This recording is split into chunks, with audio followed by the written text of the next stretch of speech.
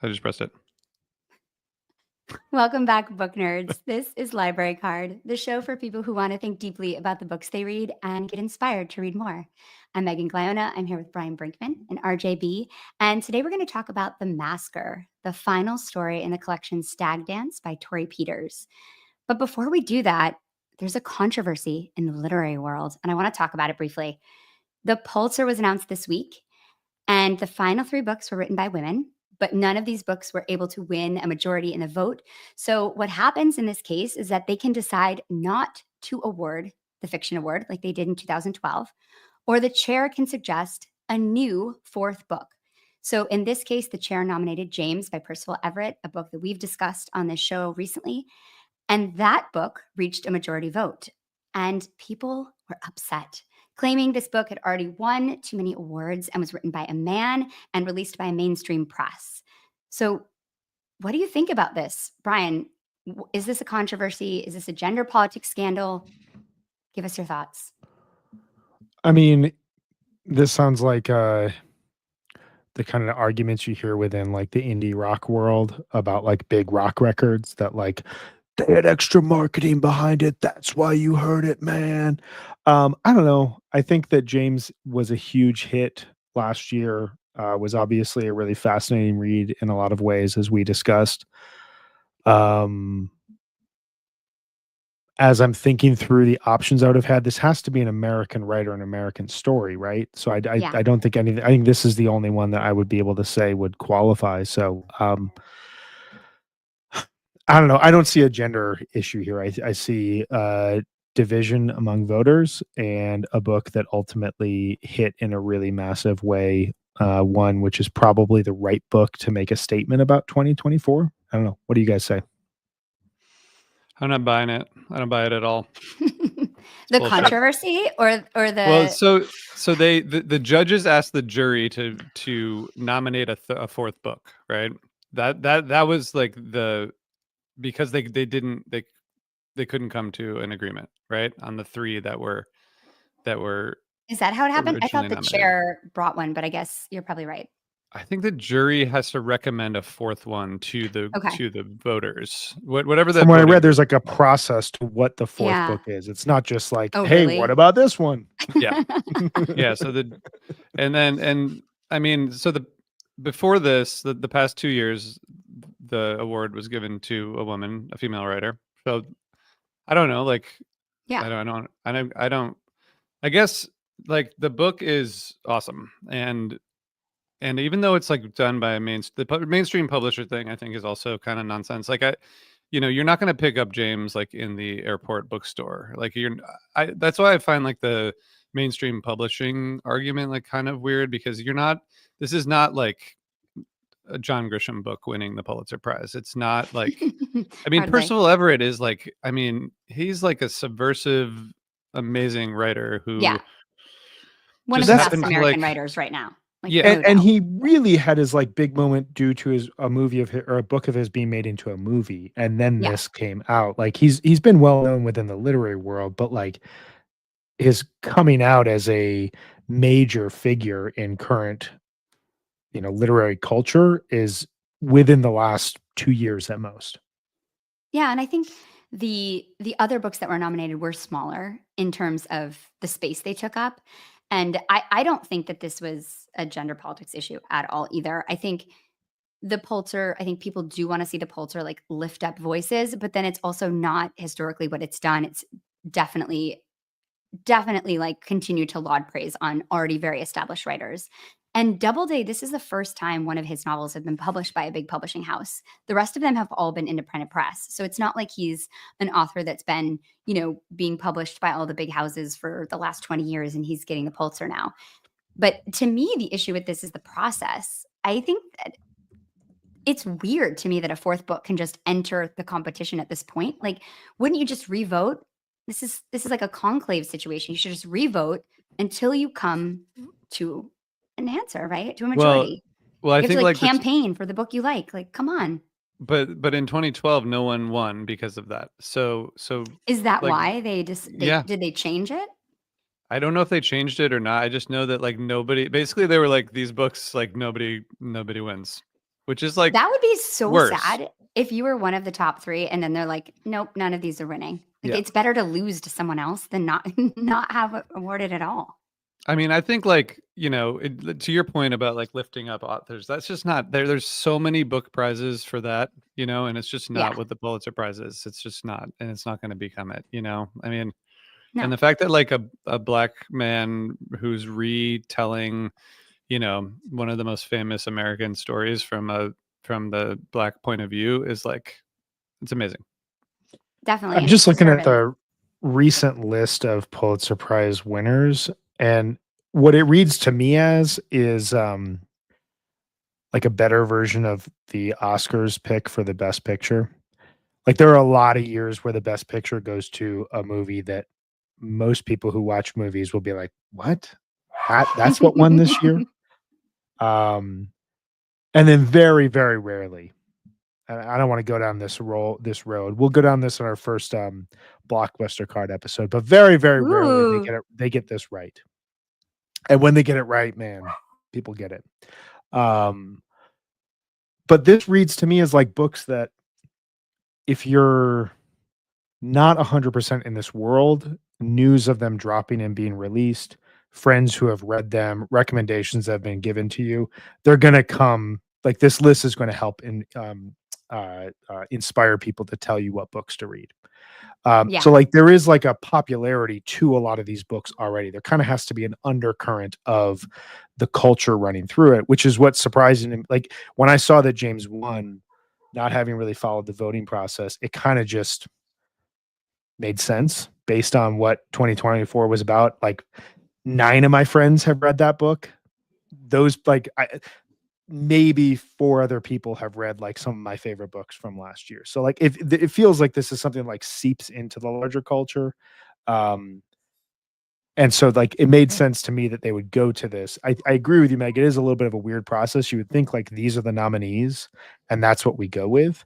It would be akin to like the best pictures, like not having this one movie and then you insert it the night of the Oscars because couldn't figure out what to do. It was either Oppenheimer or Barbie, and we couldn't figure out what to do.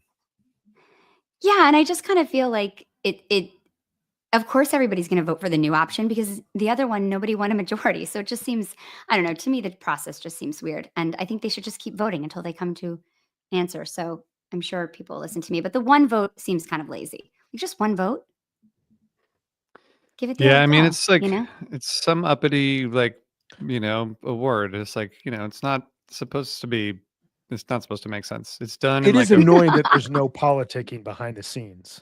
That's what I'm saying. Give us the I don't intrigue know. to like you There might love, be. this book and you decide to like go to bat for it and you have to like take people to dinner. Like I don't know what happens in the conclave. It's probably a These more 2 boring like religious version of stuffy it, but Upper West Side women in their like 60s yeah. just like ripping cigarettes and like, lipstick is slightly coming off and they're just like, if you go ahead and you vote for James, I'll get, 10,000 copies of this rush to your favorite bookstore tomorrow. Whatever it is, like backhanded deals and whatnot. I'll get your Yes. niece published in the New York Times. I promise. I swear to God. That's what I want. I want that. I want that instead of just this one vote. Sorry, it didn't work out. Just No, this is not like into some it. ivory tower stuff. These people are in like these, I mean, I can't even imagine what the room is where they're meeting, but it's very fancy. Well, How now I much do want to you think think they're about it. talking about tariffs when they're not voting and like the impact of tariffs? So much. So much. Well, to me, that seems a little lazy, but someone who is not lazy is Torrey Peters. She is out there promoting Stag Dance like you wouldn't believe, interviews all the time, getting great press. It's really exciting. And we've discussed the 3 other stories from this collection. But the story we're going to talk about today was actually written before her bestseller, Detransition Baby. And she said that she would not have been able to write her novel without writing this story first. She also calls this her most transgressive story. And I learned a lot while reading it. The Masker is the story of a young person, Chris, who goes to Las Vegas for a transgender convention seeking community. Chris is known for their online sissy act, and in Vegas, they encounter a good looking man who wears a silicone bodysuit, and he is the masker of the title. The conflict arises when Chris has to choose between acting out forced feminization fantasies with a masker or listening to an older trans woman who has transitioned and really wants Chris to do the same to follow her path. So as Chris decides who they want to align with, they are coerced into doing something that ends poorly for one of the characters and leaves Chris questioning what they want and who they are. This story has a lot of layers in it. There's a lot to dissect about interpersonal relationships within the broader trans community. But to me, it's also a very personal story. And I found myself thinking a lot about motivation and desire and how motivation and desire lead to the choices we make. And I think we can all relate to feeling like we are not sure what's motivating our desire and our choices. And Chris is someone whose desire has really been cultivated alone online. And for the first time, they're testing these things out in the real world. And it really struck me that so many young people these days must have this experience in a way that we did not. They figure out what they like under kind of like this tutelage of an algorithm that's really trained to send them more extreme imagery and more niche fetishes to sustain attention. And I can't help thinking about how this is affecting desire. And it must be so confusing kind of sorting out what you really want when you can get anything so easily.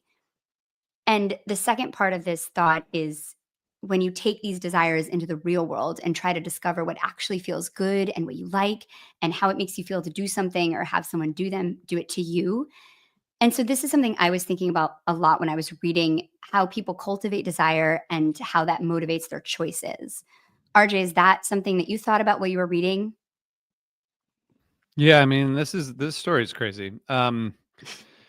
Yeah, I mean, I think the I guess you described the point of the story. I think like this is like the porous nature of gender and sexuality, and now in this story, like fetish, which is just crazy to understand. Like this is like it's really like it is very porous, and I think the motivations that people have and the way that she kind of draws that out is really unique and interesting. I mean, I think this is the one that story in the book that's most like Detransition Baby, in that it kind of shows the dynamic between like I guess like the idea of being a woman, is like more closely examined, and what that means and what the expectations are from each side being a woman, which is like a lot of these trans women like want to be treated like women, which is like being treated like a woman like kind of sucks a lot of times. So like it's sort of like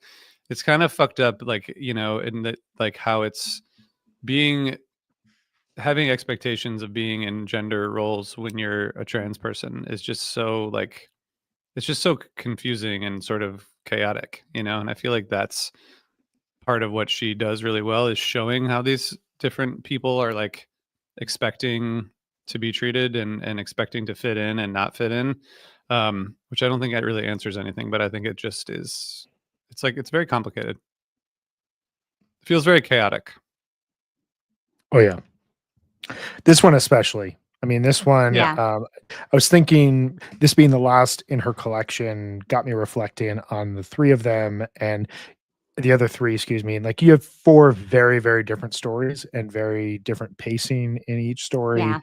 And, I think first and foremost, just like looking back at the series at large, like it is fascinating that you have a writer who is able to give you three completely different settings and types of stories in such a convincing and believable way. Like I felt like I was reading a sci-fi post-apocalyptic story at the start. I felt like I was reading a collegiate drama, in the second one, something, historically looking at a, unique little part of American history in the third one. And this one really feels like you leap from a youthful online forum where you feel discovered in some way. You learn the language. The language is a little bit more abrasive and a little bit more inappropriate, if you will, than what you've been raised to understand how you speak to people. But you're just like, fuck, this is how people talk to each other. You insult each other. You like come out with your feelings as like aggressively as possible. And then, like you said, Meg, like you experience that in person. Like it feels like that charged, terrified energy as a young person when you go to Las Vegas for the first time and you go there, for a personal experience, but you're within this, artificially built city in the desert that probably should not exist, but does so that we can get all of our cheap and, expensive thrills in a short period in time before leaving. And, I think that what this story really does well to me is like show how that type of experience of like searching for acceptance can be really terrifying even when you're in the place where that acceptance is supposed to be. And as a result, you start to act out what you're looking for in ways that you may not even be expecting of yourself to do, or prior to discovering this community and this way of life, you may never have seen yourself acting in this sort of manner. And then all of a sudden, it's like one moment to another to survive, which leads us to through this, just oftentimes horrifying story where you really think this person is going to be violently assaulted or killed, or the experience of their parents finding out who they are in a way that they don't want to. Like you're tossed between really trite but still terrifying fears, and also like really big everything matters right now fears, and it happens throughout the entirety of the book. It's wild. So I don't know if I answered your question, but I'm fucking Yeah, on board with this. definitely. Yeah, I think I can relate to that. When you were saying that, it really reminded me of what it's like to be 18, 19 and on your own for the first time and wanting adventure and risk, and then when you come face to face with it, trying to decide if that's what you really wanted or not.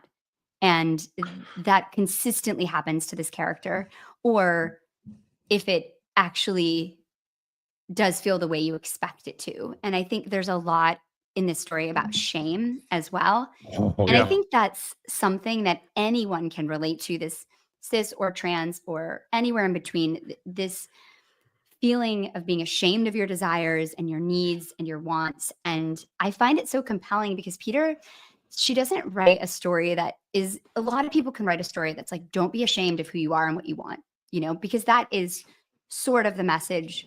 Even when you don't know what it really is you want, you shouldn't be ashamed of it. But she's so nuanced, and to me seems to be saying we are all confused about what we want and how we want to get it. And that is normal. And this kind of pitting against each other in this way of saying, like, we're the people who understand things the right way, and those people are not, because she like allows her characters to other people even within the trans community. It really, to me, shows the fault of othering outside of that as well, which I think is completely the whole point of this set of stories, is to, and we've talked about this before, but kind of disarm otherness and recognize that we can all do that. In this story, I'm not surprised it's the last one because it is the most challenging. I Oh think yeah. pace wise, it's not ideal for me.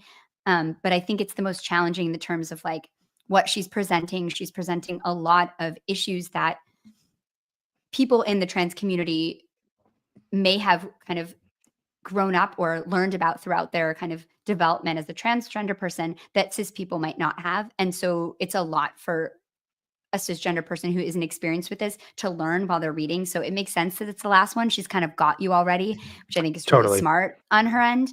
But it seems like, I think she really, I read an interview where she was saying that she doesn't, your life shouldn't be conditioned by shame and your choices shouldn't be made out of shame. And it's very interesting because I think the ending really puts a lot of that into question. And I wanted to ask you both what you thought about the ending, because to me, it's really heartbreaking. And the ending, what happens, spoiler alert, is that she has called the police on Sally and they have come to take this older trans woman away. They've arrested her, and in a really humiliating way, too.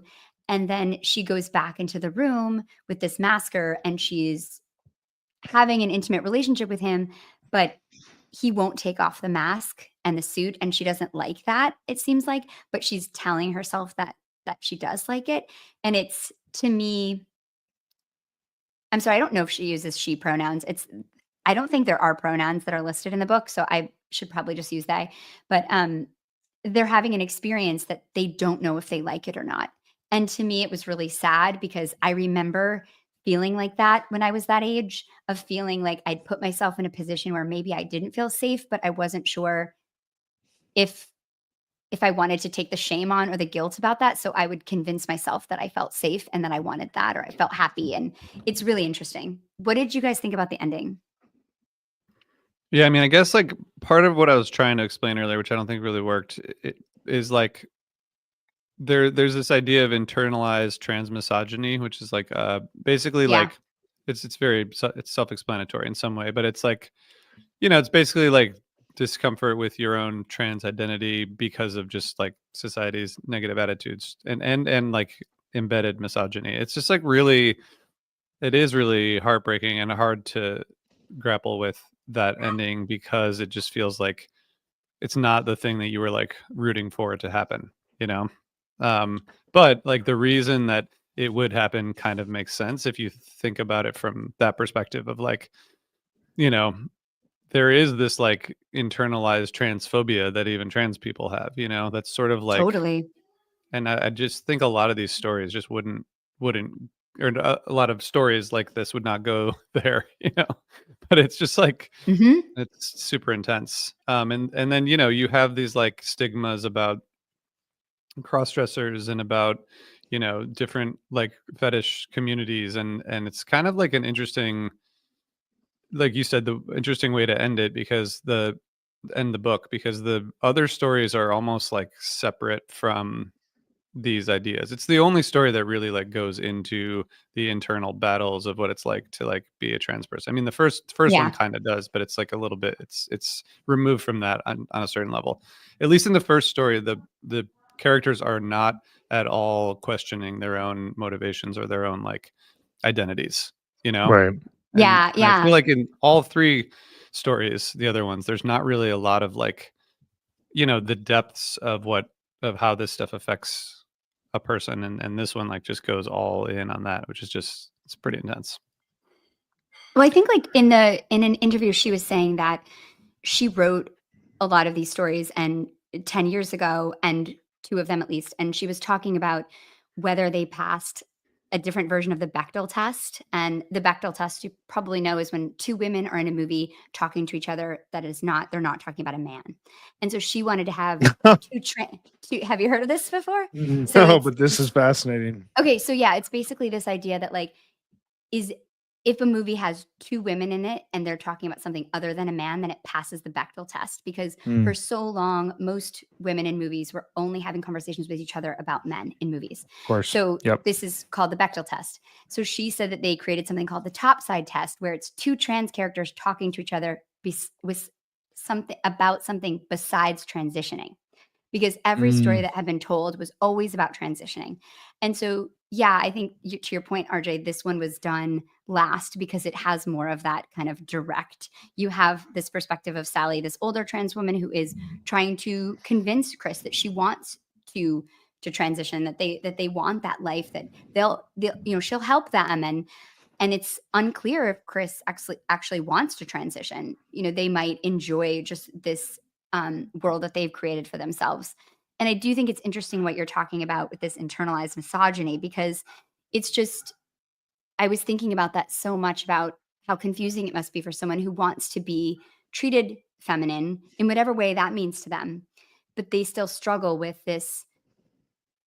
Well, if I'm getting hit, I'm being treated like a woman, right? And so maybe that feels good, but Yeah. I don't want to But be hit. And yeah, that scene is crazy. so disturbing, because it is true in a way they are feeling like a woman would feel in that situation. So in a way that must be gratifying, but it's also confusing because they're being physically hurt. And so it's I just appreciate the layers that this must bring about for transgender people. yeah, I mean, the ending of the story I found, like, I thought that this story, you mentioned that you struggled a bit with the pacing of it. I found the pacing of the story to be incredible. This was kind of one of those, like, I want to read something that moves like this right now type of stories for me. So like I just sat down, blitzed through it, went back, reread the ending because the ending really hit me. I feel like this, in a larger sense, fuses this notion of like this dream that you have, this idea that you have when it actually comes to fruition and it looks different than what you have been imagining and have been desiring. And it fuses that with what you're talking about here, Meg, this like very complex, very layered experience of, well, if someone's treating me like shit, but still coming after me and wants to be around me, isn't that what it feels like to be a woman? So shouldn't I lean into that and accept that? Um, and then also it adds this like layer of adult choice that this person makes at the end of the book to turn Sally in for this man. When I think you thought it was going towards this guy was going to be turned in. And then when he has this big blow up about like who he is in the community and what this will do to his family, she just they just throw Sally under the bus, like gone. Like Sally doesn't matter as much anymore. And like the way that they describe Sally being taken away is so fucking demeaning. Like I felt sick to my stomach, but I can't lie, like I really enjoyed this ending. I thought this ending with the tone of the story and with the point that it seemed to me that Peters was making, that um your desire can sometimes overtake logic so much that you make a decision that in the moment feels like the right decision, and it's really going to fuck a lot of things up for other people, potentially for yourself. And like the helplessness that the character felt towards the end, I don't want to say I was like rooting against this character, but like this character like fucked up in a massive, massive way and is now kind of getting what they want in a really messed up manner that they don't deserve. Don't get me wrong. They don't deserve. But like in the novel frame or the story frame, like completes this kind of saga that this person has been going on since the start of the story of like they're going to go as far as they need to go to satisfy this urge no matter who it affects, no matter who they run through. Does that make sense? Yeah, I read it different. I read it Okay. like as a young person, especially someone who wants to be seen as a young woman in whatever way that they think, deferring to an older man to tell you what to do is really fucking common. Like that is very, very, very common. And someone that you feel like is powerful and is making your dreams come true and has access to things you don't have access to and is treating you some of the times the way you really want to be treated. It's powerful. And to me, it plays into a lot of those internalized misogyny and those tropes about like why we do things for people who have power over us. But to me, it was very heartbreaking. And I felt like, you know, I didn't mind Sally. Sally's annoying. So like, it was fine that, Oh, so you're cool with Sally going to prison? No, She's fucking no, annoying. no, but she's very annoying. And I didn't love her like judgment and like, her kind of righteousness about who does and doesn't belong. But Believing that like she was going to become friends with this person's mom and like everything was going to be okay because it was for Sally. Like you've met those yeah, people before as well. Like, those yeah. older people exist too. Yeah, and also just being so tone deaf to actually like looking at this person and seeing that they're like saying no, don't go, and then to have their mom pulled up on the phone, like it's just like, yeah. So I don't know. I think it's definitely a little. It's conflicting. I don't know. RJ, what did you think about the ending? Can I just say one thing just to Yeah. clarify? Like, I agree with you. It's heartbreaking. I do not take away from that. I think that the tone that she was like, this is not a hopeful story by any means, but the tone she wrote with, like, I felt like the ending was just really satisfying in that manner. Yeah, I agree with that. I think one of the reviews that I read of this book said that Chris is struck by the main character, the disturbing knowledge that comes from distinguishing in others the parts of yourself that you most hate.